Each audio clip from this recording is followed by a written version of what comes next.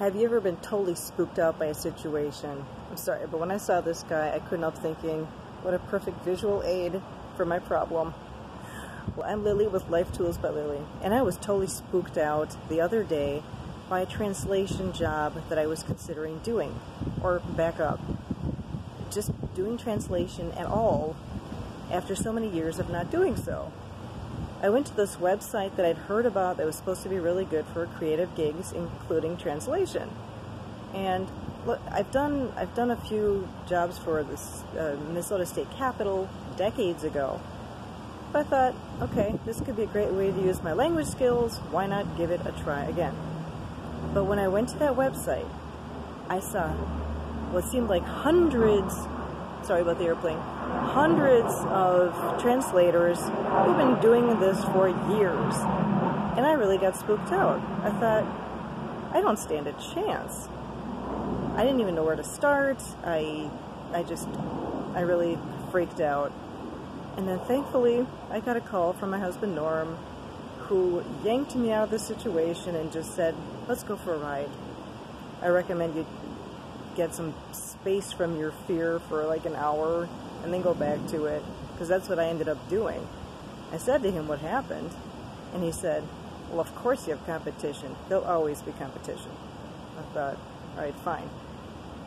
And then, I don't know if it was a day later or several hours later, I don't remember, but I went back to the website, and all of a sudden, I also realized that all the translators have something to teach me.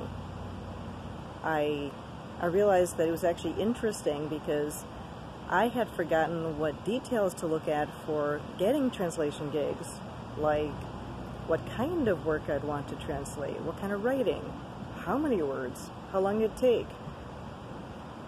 And the neat thing is, I just had to look at the other translators and read up on a couple of them and see what they said, and just take notes to learn from them.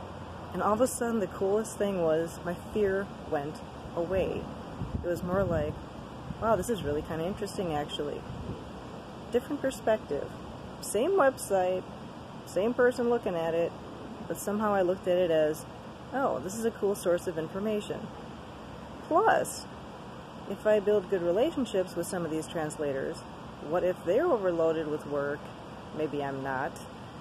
They could pass work on to me, and maybe vice versa if I get overloaded.